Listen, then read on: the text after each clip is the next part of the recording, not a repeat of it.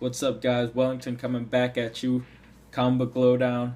Um, Gonna bring you guys my review video for this week. I had a bunch of free time right now, so I was like, hey, got a big freaking stack of books. I'm just gonna read them. And I just read them.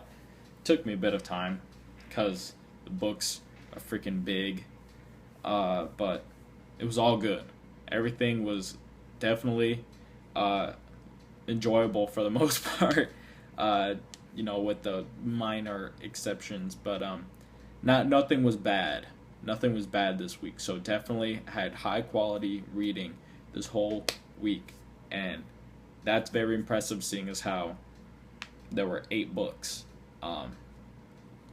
So yeah, I guess I'll just jump right into it because I got so many books. Starting with, oh, by the way, before I start, timestamps down below if you want to skip to any specific reviews.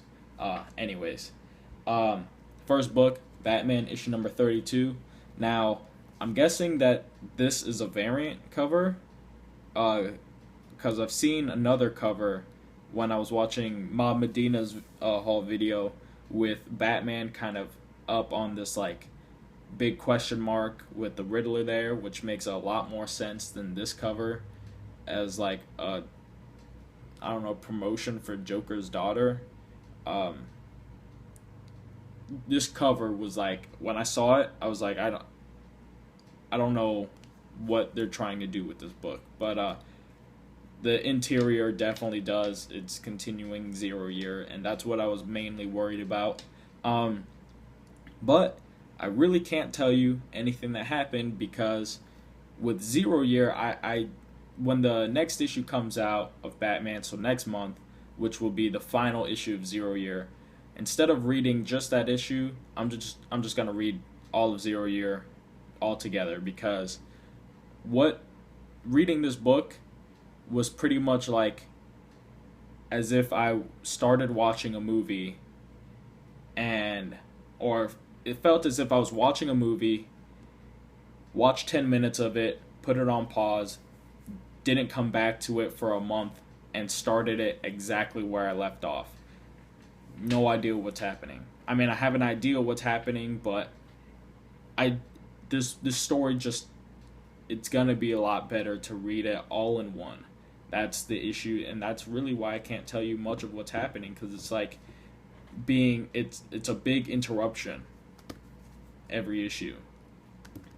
I have no idea, or I have small idea what happened in the last, or what's happened before, and what kind of the suspense is also taken out. So this book is definitely, I'm giving it the benefit of the doubt by not saying it's bad, because definitely it was action packed, it was suspenseful in the book, but there was a lack of suspense because I just hadn't had all the build up to it. So that's what it's gonna take to read 0 year, is to read it all together. So that's Batman 32. Next book, I got New Warriors issue number 6. This book was a lot of fun. Last issue, the New Warriors are kind of taking on this whole big thing in another country and on this mountain, and then one thing led to another. The mountain's kind of like a spaceship, or not even a spaceship, but like a teleporter, and again, one thing led to another. The mountain got teleported into the Hudson River, New York. So that's where we're at in this issue, and it's a big commotion where the Avengers get involved and like, why is this mountain in the Hudson River all of a sudden? And it gets split into two kind of things, with Justice and Speedball kind of talking, well, mostly Justice, aka Vance, kind of talking with Captain America and arguing whether or not the New Warriors should even be a thing or not. And between that and then Thor kind of keeping an eye on the rest of the New Warriors, and then a lot of things start to get mixed up with like last issue we saw that a lot of the characters are going through their own personal demons, and the one we see here is the one with Farah, aka Water Snake, the Atlantean girl on the team. Um, Kind of a demon has been following and possessing her and possessing her thoughts and what she sees. And so she attacks Thor, and then it becomes a big fight between Thor and the New Warriors. And it was just a lot of fun, a lot of action, and then good wrap up, and definitely teases more to come, like kind of more like deeper, darker stuff to come within this book. So New Warriors issue number 6. I'm keeping with New Warriors. And yeah. The next book, kind of surprised to see it further up like this, but you know, the issue couldn't be super explosive, if you will. But this was all new Ghost Rider issue number 4. I love the cover. The book itself was pretty good. What I like the most about this is that we get to see a lot of communication between Eli, aka the Spirit of Vengeance, and Robbie, and kind of like a mental monologue or mental dialogue going on between them. And the Spirit of Vengeance is definitely kind of on edge. He's like creepy. He just wants to fight, and he wants to take his anger out on everybody that even looks at him the wrong way, kind of. And he kind of tries to push that influence onto Robbie, and Robbie fights it, but I can definitely see this going to be a problem in future issues. And that was kind of the best thing of this book. And then other than that, we're continuing our story with kind of Dr. Zabo, aka the other half to Mr. Hyde, searching for the gang lord Grumpy, because Grumpy stole all these monster making pills, and now Grumpy looks like this. And so that's kind of what happens with that. Not too much progression, but enough progression. But really what's good to see from here is kind of like how this Spirit of Vengeance is, like what he is. So yeah.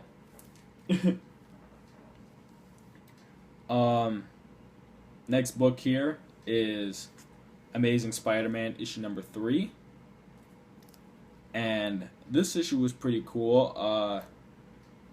What I like to see is there's kind of a lot of progression with, we see Anna Maria kind of taking over taking over Parker Industries, while Peter Parker's trying to be this fun boss to all his employees, and all his employees are like really skeptical of what he's doing. They think he's bipolar, and there's a lot of comedy in that. Whereas we also get some progression with J. Jonah Jameson's story, and he actually is offered a job as a news kind of in the media again.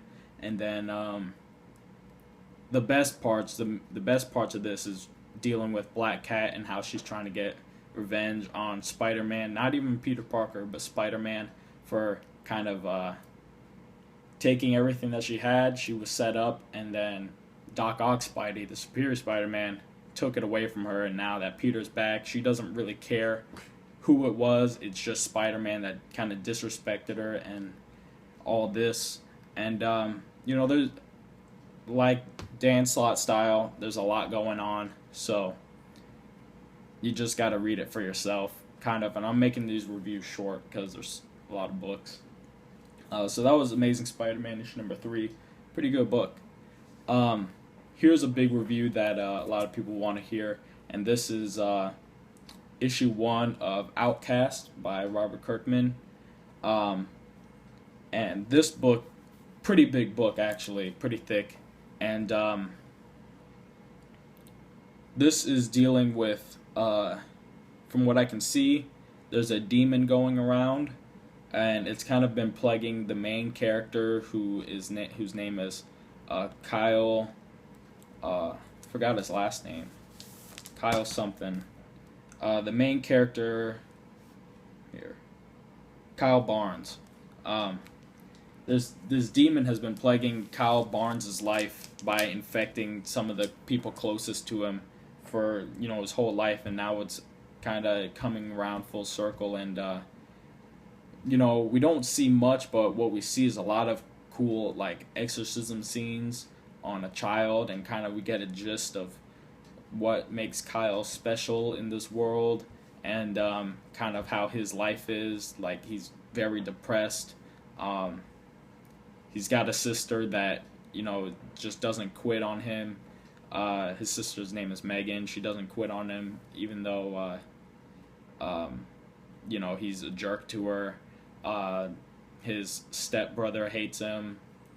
His niece seems to be a little indifferent on him. So there's just a lot of going on. Again, first issue, we see a lot of just exorcism scenes, which makes a bulk of the interest in this.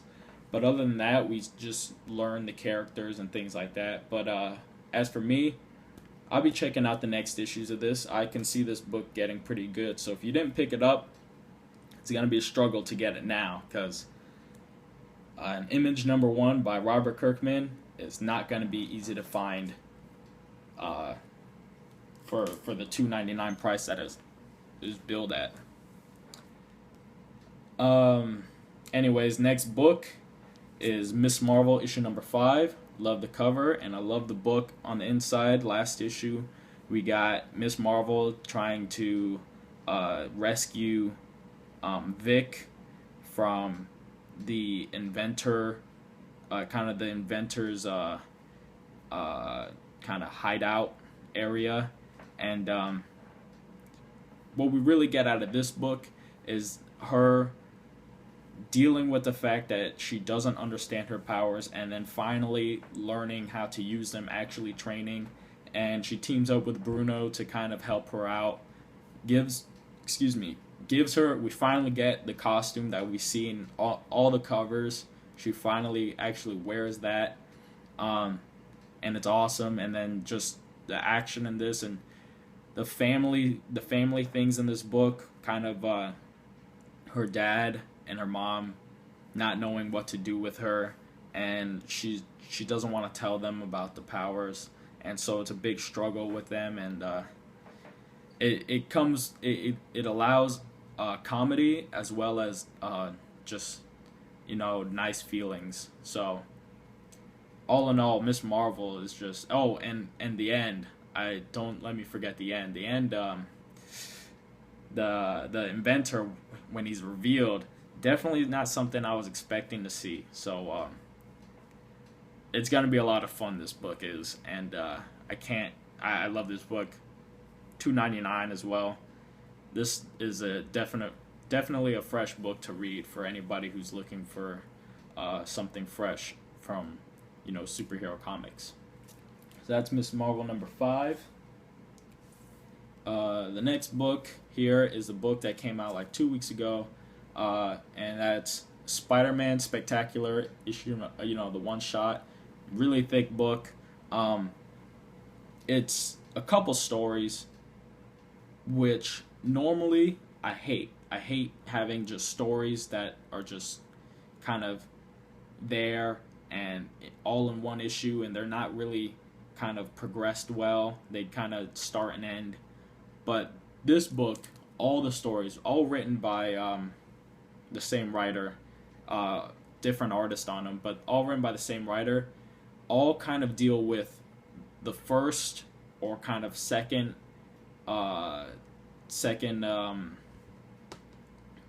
run-ins with some of the characters that Spider-Man fights, with like Green Goblin, first run-in with him, first and second run-in with Kraven, and first run-in with Mysterio. And all those stories all have classic Spider-Man things, troubles with Aunt May, troubles with bullies in school, troubles with his identity, and then fighting guys that, he doesn't know, just pop up out of nowhere, and just every book in here seemed like a classic Spider-Man story, and in the art on all of them were fantastic. So, that's really what I have to say about this book, is that they're all classic Spider-Man stories, really, just put into, kind of short stories. And also at the end of this, just great, how can I explain it? Great wisdom coming from the writer in this book, in a quote that he kind of puts at the end of the book, and that's awesome. There's another scene in here where I know they put it in for a joke, where kind of Miles Morales is actually in it in his Ultimate Spider-Man costume. It's not anything important, but it is a joke, which is pretty funny. But yeah, so the Spider-Man Spectacular was awesome book. And then finally, my pick of the week, and this one was just top of the line book, Deadly Class issue number 6. This issue was incredible. The last issue was incredible, but this issue even topped it. Kind of dealing with the aftermath of, not even the aftermath, just kind of the closing of Chico at the end of the last issue caught Marcus and was beating him to a pulp for trying to have sex with his girlfriend, Maria. And then in this issue, we continue that, and just the carnage that ensues is nuts. And Chico is nuts, and he's putting everybody in their place, until finally, things take a turn, and I won't give that up, but things take a turn, and then a character that we've been seeing teased, just little teases throughout the 6 issues, finally makes his appearance known, or makes his presence known, and it just freaks Marcus out beyond belief, and it freaks us out. He's mangled-faced, terrible person, and his intentions are awful, and it's going to make for a great second arc or continuing story, whatever. The book's going to continue in September, so pick up the trade if you weren't reading it. You won't be disappointed. Deadly Class issue number 6. Awesome cover as well. Rick Remender knocked it out of the park with this one. And on that note, those are all the books. That's it for me, guys. Hope you guys enjoyed the review. Again, the timestamps are down below. So that's it for me. I'm Wellington signing off with Comic Book Lowdown. See you guys next time.